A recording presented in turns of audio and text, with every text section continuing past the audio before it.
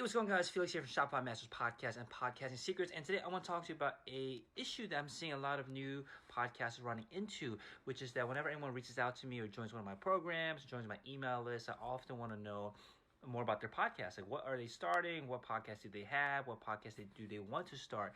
And the most important question that I want to find the answer to is their podcast niche.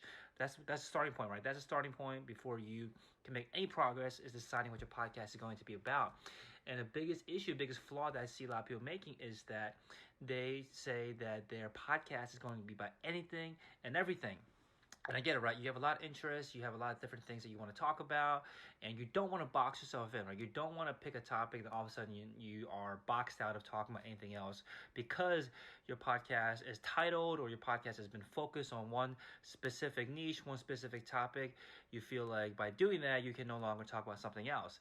And I can see why that's important, right? Because you're not sure yet what's going to work, what's not going to work, and you don't want to commit to anything right off the bat. Because if you commit to something, you might be stuck with something that might not be successful, or you might be held back because of what you chose.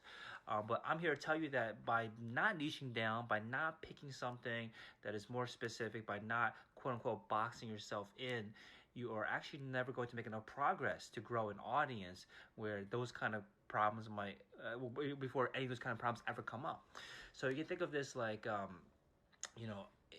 when you talk about anything and everything, the issue is that your podcast has no focus, which means that it's not calling out to anybody. It's not calling out to an audience and say, hey, this podcast is for you. You can think of it like if you're about to go hang out with friends or go on a date and, with your significant other, and you guys decide, let's go out and find some place to eat for dinner.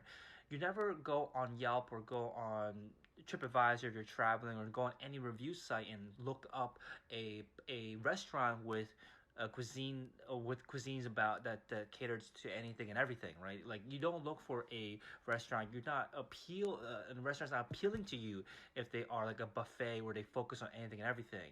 Yeah, maybe you're interested in that every once in a while, but you're not. Most people are not going to be searching for any and all cuisines. You're probably going to pick a couple cuisines and look for the best restaurants that fit your budget, that are nearby, that have great reviews on one or two or maybe three different cuisines, and focus on that. I'm not sure if you guys have ever been to a restaurant that has multiple different cuisines, but usually when they mix things like Japanese food and hamburgers, it's not going to be a good combination, right? They're not specialized in one thing. Now, what I'm going to talk to you about is that when does this actually make sense to combine multiple things? It's actually a strategy I recommend anyone out there that is thinking about picking a podcast niche but are not sure yet. It's something that was told to me a while ago, which was this idea of niching down until it hurts. Meaning that you will niche down until you can no longer niche down because you just feel like you're in so much pain.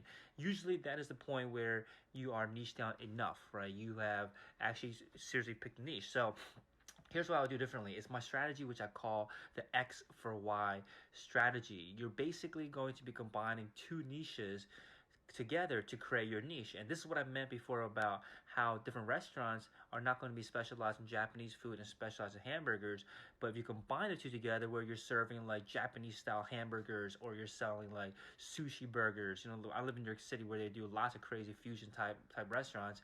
Now you've actually chosen a niche. Now you're no longer trying to cater to anybody and everybody. You've combined two different things together to create a specific niche. And here's how you can do it using the X for Y strategy. So you pick your general niche or your general topic. Like, what is the general topic that you're interested in? Maybe here I have an example that I've written down, which is maybe you are interested in dog training. You want to be able to teach people how to be dog trainers, or you want to teach people how to train their dogs. Now that's kind of wide, right? It could be there's going to be tons of podcasts out there, tons of YouTube channels, tons of blogs already covering that topic. So how do you niche down and call out to a specific audience? And calling out to a specific audience is so key to growing one, because if you can't imagine, there's a group of people out there that might hear your podcast topic or hear your podcast title and then not immediately gravitate towards it and say that is a podcast for me, then you cannot grow an audience, right? An audience is grown by people recognizing your podcast and say that is a podcast for me. I'm going to subscribe to it, I'm going to listen to it, I'm going to become a dedicated, devoted fan. So here's X or Y strategy. You pick your big topic, right? Dog training, and then you pick the type of audience that you want to serve. Like what that means is, who is it that you actually want to hang out with? Who is it that you actually want to give value to? Who is it, if you're stuck on an island with, you will be want to be stuck with these people.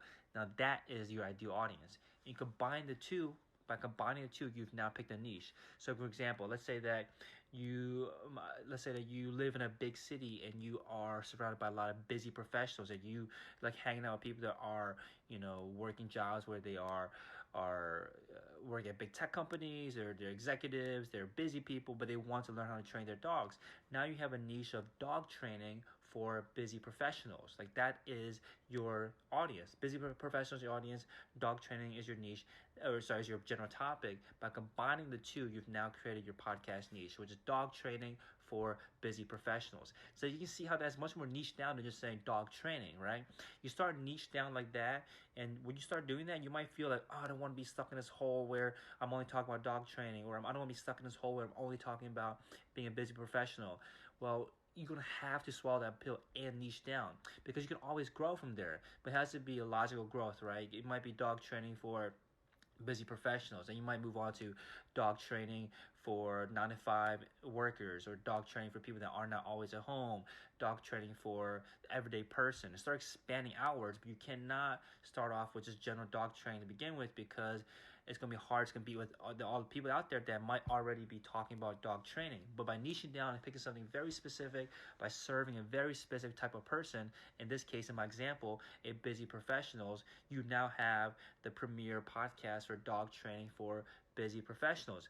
And from there, you grow as you expand the topic, as you expand your niche, your audience will expand with you. But if you start at the very top, you start too broad, you're not going to get a foothold and be able to grow an audience at all to begin with. So I hope it helps you out.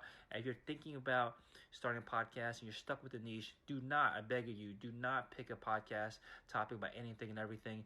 Niche down till it hurts, using the X for Y strategy. Again, picking your general topic and combining that with the audience that you want to serve, the audience that you want to reach, the people that you want to hang out with. So you pick the general topic for your ideal audience. So hopefully it helps you out. And if you think about starting a podcast, make sure to sign up for my email list and get the free book on how to get started, with what equipment to get, which is taught by the top podcasters in the world, all 100% free. My free book over at podcastingsecrets.co. I'll talk to you guys soon. Take care. Bye-bye.